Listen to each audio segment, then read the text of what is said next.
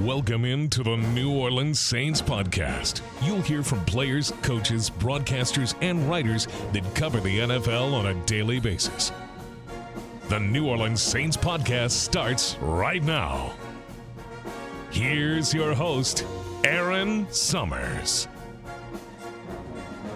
Welcome into the New Orleans Saints podcast. Erin Summers here. I had a very special guest in today's podcast. It is Saints running back Clyde Edwards-Helaire. He is a former LSU running back, national champion, two-time Super Bowl champ. He signed with the Saints on December 19th and was elevated for the team's Week 17 matchup against the Raiders. Making his Saints debut, he had 5 carries, 2 receptions, 30 total yards. It has been fun having him around here. It's always good when you have a local Louisiana guy coming back home. He's from Baton Rouge, and he is just ecstatic about being here with the Saints. And they're ecstatic about having him. Here is offensive coordinator Clint Kubiak. True professional. Came here, I know he's been in one place for a long time with one language, and then to come here and be so dialed into meetings and asking questions and doing the extra, he's a real pro, man. Really have a lot of respect for Clyde and what he's done in a short time here and able to fill in.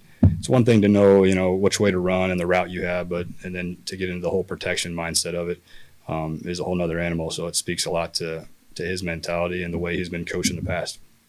This Sunday will be the Saints' last game as they head out to Florida to play the Tampa Bay Bucks, 12 o'clock on Fox.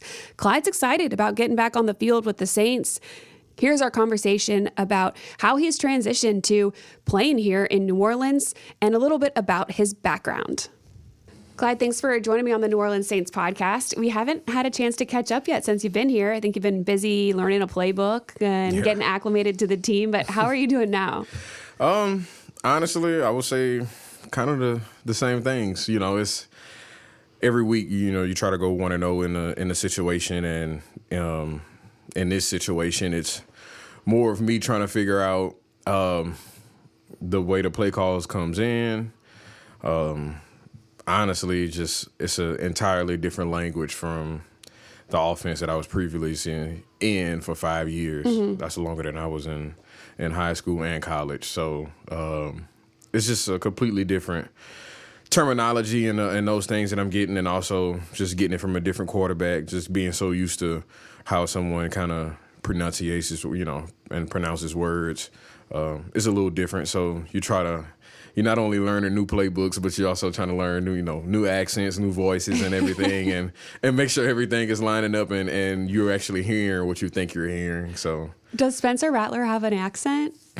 I guess him not being from Louisiana, I'll say he has an accent. So I say I've been around a couple different accents, but I mean, for the most part, he gets everything out. He gets it out pretty clear, and I can understand it. But so it's a little quick. Yeah, it's a cadence thing. It's a cadence thing, and you try to like something I learned, like just try to look at the mouth of someone when they're, I guess, trying to tell you something, and you can kind of somewhat get it if you don't really know what's going on. Because a football stadium is not the quietest place to try to get everything in, and these weird play calls or something that you haven't heard. You only been hearing it for 3 days and maybe only had a chance to run it once or just only see a picture of it was a little different, a little difficult, but made it happen. And right now, I guess we in the same stages that I was last week, trying to make sure everything is right and correct. Well, you did get a lot of run in the last game for the Saints. You had 5 carries, 2 receptions, and 30 total yards, and you got your opportunity there.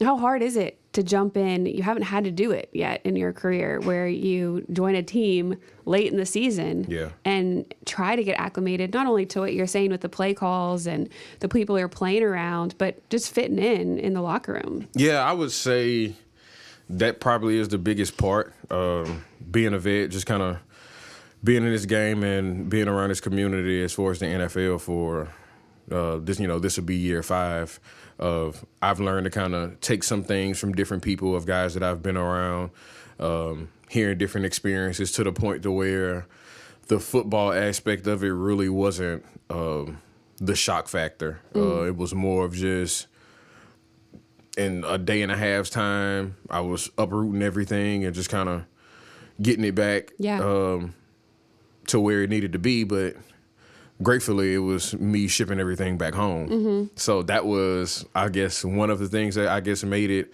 a lot smoother and a better transition for me.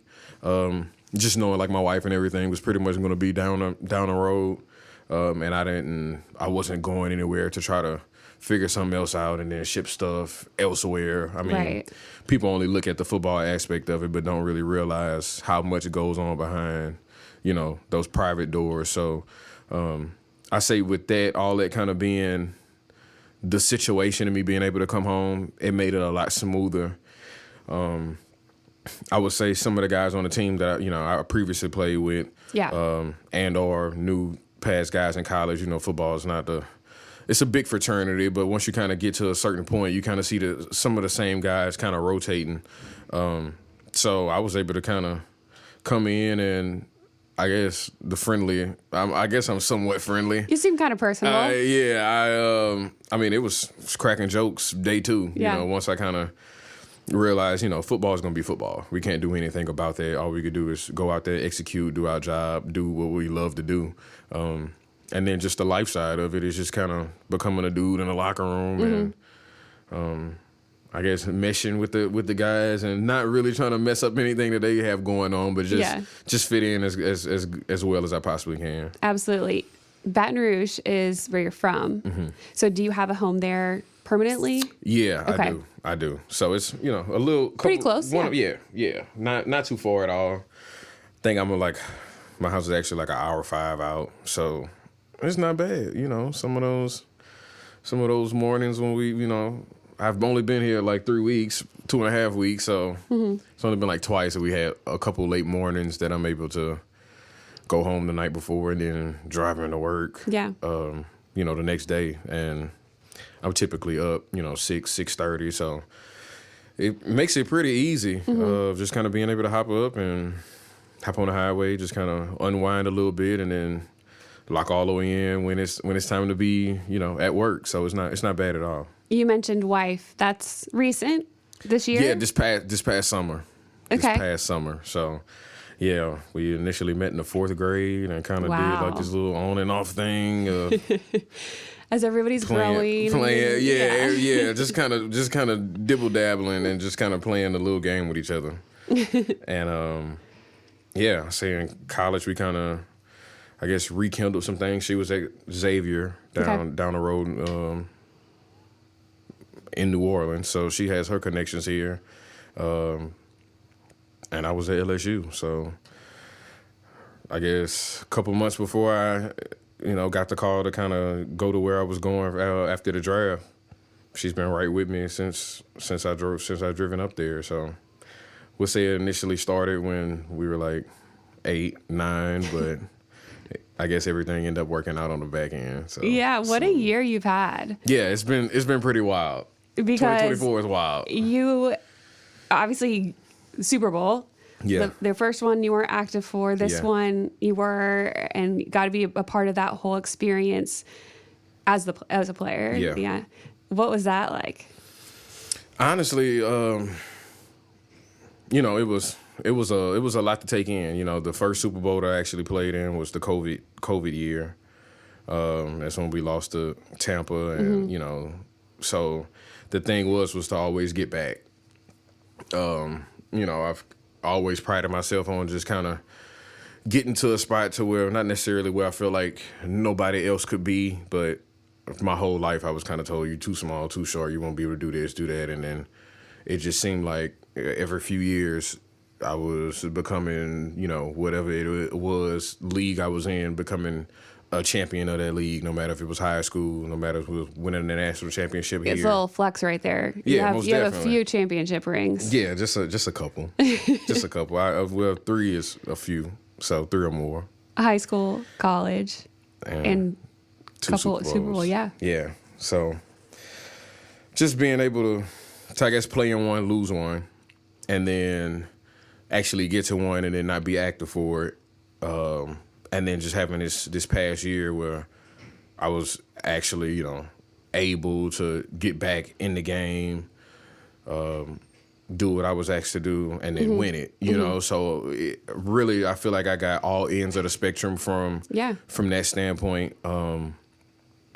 But, you know, take that one with what it is for last year. So I feel like that was just, you know, everything was just a whirlwind. And then just being able to kind of end the year, you know, I would say through the beginning of the football season, I would say it wasn't exactly how I wanted it, but certain things kind of put you in different positions. I ended up kind of coming out about my PTSD and whatnot. So I feel like I had a lot of things that I feel like physically I wasn't winning at as far as the football side, but mentally and physically from a life standpoint, I feel like I was excelling in everything that I was doing this past year. And then to just kind of end this year with being able to having the opportunity to come home, and not only come home, but actually dress and actually put on the Saints uniform and the Saints helmet is something I've always dreamed of. So 2024 was like, I wouldn't say a perfect year, but you know, it was one. It's going to be up there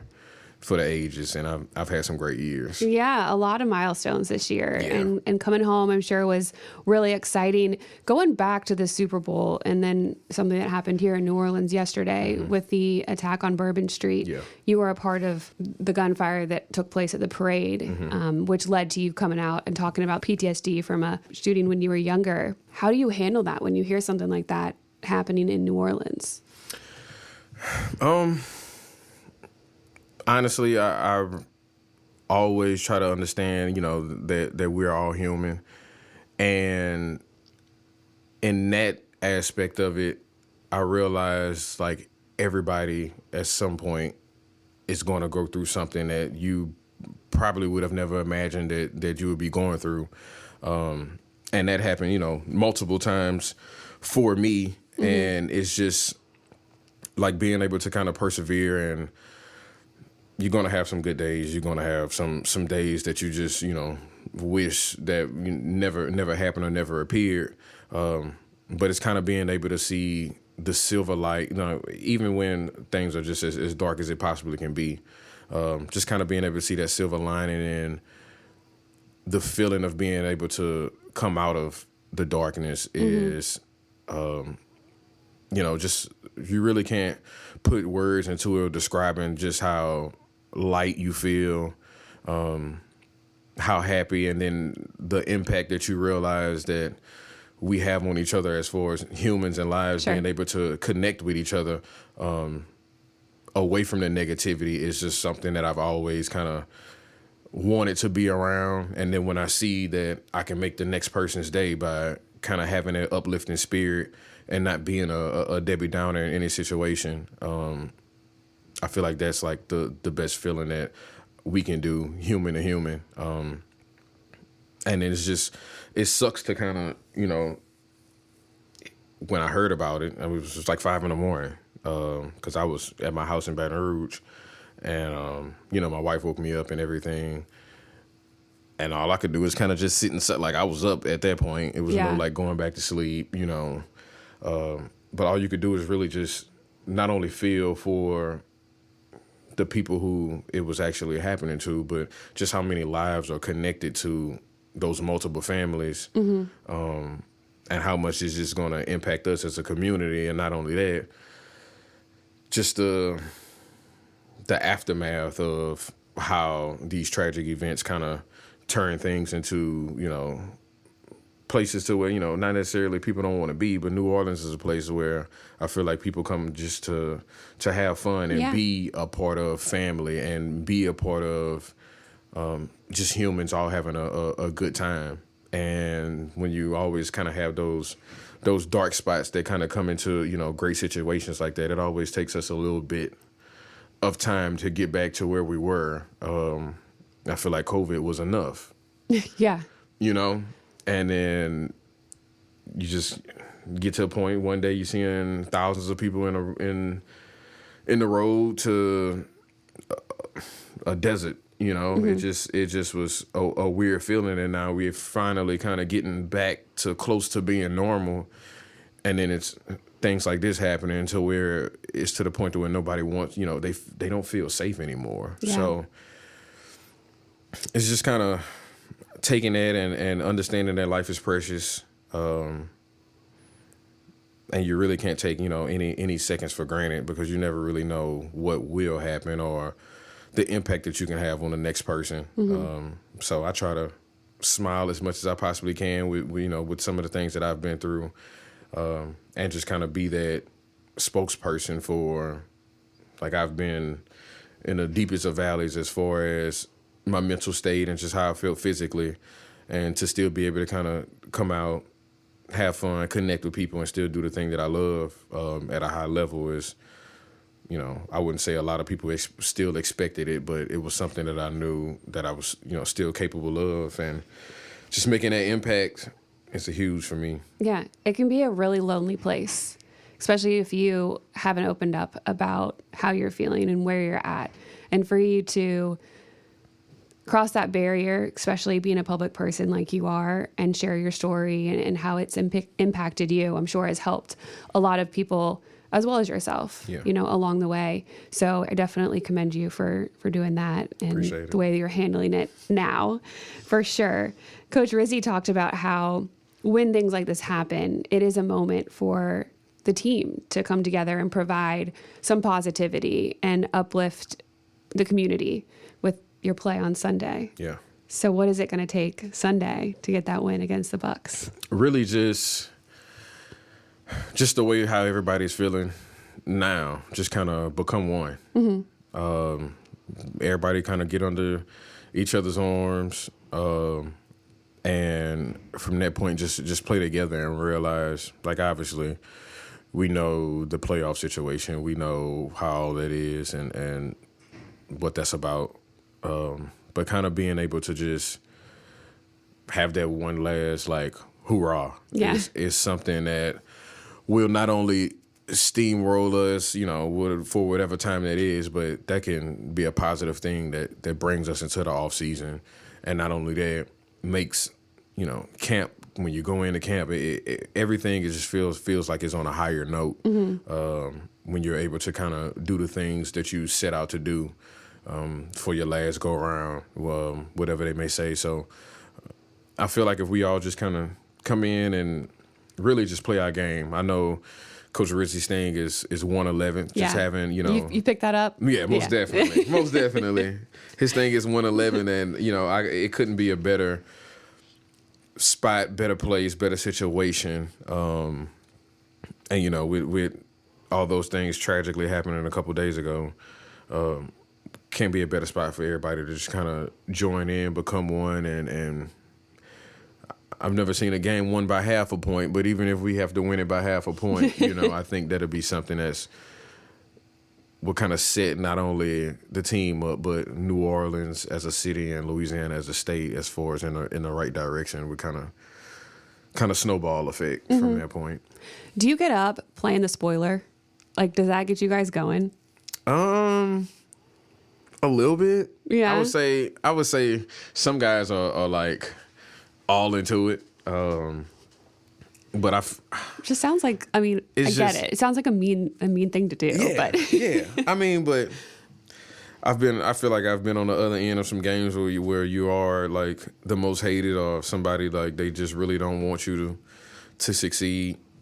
And honestly, in the situation I'm in now, I could care less about being mean, but yeah, I don't want somebody to become a world champion off piggybacking off me. Like, I could stop your season the same way. Well, we can stop your season the same day ours is, is essentially stopping. And it's a selfish thing, but I feel like it's hard enough to become a world champion, and I wouldn't want it to be off of something that I didn't accomplish or couldn't get done from my standpoint. I like that viewpoint on it. Yeah. I can get behind that. Earlier, we were talking about the different levels of championships that you've had. And in the state championship that you won here in Louisiana, you beat Rummel. So can you talk about that in this area? I don't typically come down here and talk about it too much in the area. But I can say, I think that year, 3 Baton Rouge teams, different classes, all brought home a state championship. So that was pretty cool. But I wouldn't say, I mean, I got some guys that's still out here, you know, not necessarily on the team from Rummel, but still around. And I kind of crossed some paths. Yeah. But I feel like Rummel, it was a time that they were winning enough. You know? Yeah. I mean, when we won, it was Catholic's first state championship. Yeah. I mean, not the first one they went to, but the first one they won, you know. So, I mean, I feel like they'll be all right with just kind of, but I feel like it wasn't bad because I went to LSU and won a natty. Right, for everybody, for the greater good for of the greater Louisiana. good, you know. So I think that's why I don't get a lot of backlash. Yeah. So I was able to kind of do that and bring the whole state together. I feel like we brought the whole South together, but that's just what it is. So, you know, I don't too much talk about the state championship unless somebody brings it up, or somebody's like, "Oh, he won a championship in high school, also." But I feel like that was one of my, you know, greatest accomplishments. Everybody kind of talk about, you know, Super Bowls and whatnot, but I feel like winning a high school championship is pretty up there, especially in Louisiana. We have a lot of athletes that come out of here. So Interesting. And you were MVP of the game. Yes, ma'am. So it was definitely a big moment for you. Yeah, it was early huge. on in your career. So it compares to Super Bowl? I would say yeah. Just because I know how many, like, you start to realize how many high schools, like, athletes are there, you know. Once you get older, you just start to realize how many athletes are playing high school football, and then just the percentage of who goes to college and then the percentage that who goes to the NFL. But it's like those are some guys who I played with their last time being able to play football. Mm-hmm. And like a lot of them, for the most part, like they knew. So it's different when like you can look in and there's guys you're taking math class with and been, you know, chilling with them and failing English stuff with or like passing or doing projects together. And then you're able to kind of do that and still become champions. It's in this aspect, I would say it's fun, but it's so like not necessarily micromanaged, but it's like under a microscope so much to the point of we're having a time of our life. You know, we're able to, you know, do what we do, and it's still a game, but it's just so magnetized to where I wouldn't say a lot of people is like pressured about the Super Bowl thing, but when you get so close, it's like it hits a little harder when you don't get it accomplished than I feel like, you know, any other situation. Just because you feel like the time of it in high school, you feel like you have nothing but time. Yeah. So it doesn't, you know, and that's why I kind of look back and realize like, okay, I think that was my best. I feel like it's your best championship because you feel like it will never end. You know, but you like once you kind of get to this level in college, you know, at some point it stops, and you're not thinking of having like that advanced mindset of knowing that something will stop. But once you get to this level, it's like, and you get close, it's like you start pressing for it. Right. I mean, in high school, that's definitely the peak of a lot of people's athletic careers. Yeah. And a lot of people that are from your hometown, you know, that's something huge for them to be able to celebrate. You would probably see, you know, just being around. If you never leave your city, like, that's something that you could talk about with guys who would never be, you know, too far away from you. Like, we actually won a national, you know, or a high school championship. Yeah. Sometimes you win Super Bowls with guys and never see them again. True. And it's like, yeah, we did this feat and we became world champions, and then all of a sudden you don't see this dude. Well, you got to see some of them again here. Yeah, which is cool. Yeah, you showed up and had some friends already. Yeah, very much so. So that's always a perk. Mm-hmm. That's always a perk, and you kind of get that, like everybody's like, oh, they won a Super Bowl. So I guess we kind of trying to get some of the building blocks in order to be able to get that accomplished. But man, nothing would be better than winning a Super Bowl in New Orleans. You know, not just, granted, we can't do that this year, but it would have been cool to be at home and the game was here, but why not just go win it somewhere else in somebody else's stadium? I think that's it. You can always come back here and have the party. You could always come back here. I mean, we're going to have a party no matter what. I know what home is. You know what I'm saying? So it's just, that's easy. But, God willing, if I am here next year, that's something I always on my radar as far as being able to win our conference, win a division, win an NFC, and then ultimately win a Super Bowl. It's those building blocks, and you have to realize that those are the things you have to accomplish in order to get the ultimate prize. So you can't just say, okay, we want to win a Super Bowl. Like, no. What's the steps in order for us to get that accomplished and do it? And if I am here, I know that starts, first day of OTAs. Yeah. Being able to kind of do those things and make that impact. But I guess we'll see. I don't have a crystal ball, so, I wish I did. But so you grew up a Saints fan? Yeah. I had, like, posters in my room. Like, I had a comforter and sheets that was Saints. Like, it was, okay. Yeah. Puffer jacket. I'm still trying to get my mom to find that. But, yeah, I grew up a Saints fan, most definitely. Yeah. So what was it like then, being out there for your first run out of the tunnel at the Superdome? It was like surreal because I start thinking about all the guys who I watched. Like, it might have not been this exact tunnel, but they ran out of this, they ran out of this tunnel and ran out of this locker room and was playing in this building, so I just kind of went into like little kid mode initially, just kind of looking at lights and stuff and looking at because I've been in the Superdome enough multiple times to the point to where I remember the different color seats, and then when they redid everything, and then just always being here for little things, not necessarily little, but even storms, and knowing people having a shelter in the Superdome, seeing everything that kind of what the Superdome kind of stands for, and how much of a great symbol it is for people in Louisiana. That's when it kind of came full circle for me. For sure. How many people around here reached out when you signed for the Saints? Oh, I can't even put a number on it. Like the text, I have 2 different phones, so both phones are blowing up. Instagram, my Twitter and stuff. It got to the point where I'm like, okay, I really can't get on the internet.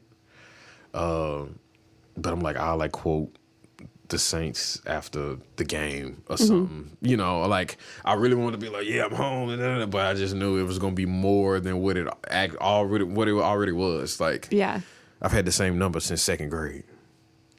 So I'm getting texts from people elementary school, boy, you back? Yeah, you back at home? And I'm like, who is this? What's up? You're just trying to be cordial and cool with everything. I'm like, some of these numbers I don't have. Yeah. What do you like to do outside of football? I would say mostly probably work on my cars. I have a lot of old cars. If I'm not doing that, fishing or hunting, real sportsman paradise guy, real Louisiana guy. Hop on my gator tail boat, hit the bayou, kind of chill, drop some jug lines, catch some catfish. If it's frog season, I'm frogging. So it's pretty warm though. I can't go. I'm waiting on. I don't know if it's the split right now for duck hunting. But I do that too. But it's pretty warm right now, so I don't think too many ducks flying. But I don't know. You might see one in the stadium on Sunday. I don't know. We possibly, but I don't know. I don't think I might have to get a knife or something, get it with my cleat, and then find a way to get it back on the plane and get it back home so I can cook it. Oh my goodness. Well, it's been awesome catching up with you, and it sounds like you're very happy being home, right where you're supposed to be. We're happy to have you here. So let's go out and get it one more game. Let's do it. Let's get it and spoil some stuff for somebody. There you go. Thank you. Thank you so much. Appreciate Clyde taking the time there. He was in here in between some meetings, still trying to get on top of everything here with the Saints and really come out on top in this last game. As always, you can catch the pregame show, NewOrleansSaints.com or at Saints on X. It's going to be Ross Jackson who will lead the way for you there, as I will be on assignment with the Pelicans. And then John DeShazer, Scott Shanley, and Ross will have you covered post-game on NewOrleansSaints.com for this last game of the season, and we're looking for that W. Thanks so much for joining me on the New Orleans Saints podcast, and tune in next week as we'll break down everything from the season on Monday's edition with John DeShazer. Thanks for listening to the New Orleans Saints podcast. Join us 3 times per week on NewOrleansSaints.com, the Saints mobile app, or you can download the podcast on iTunes. We'll see you next time, right here on the New Orleans Saints podcast.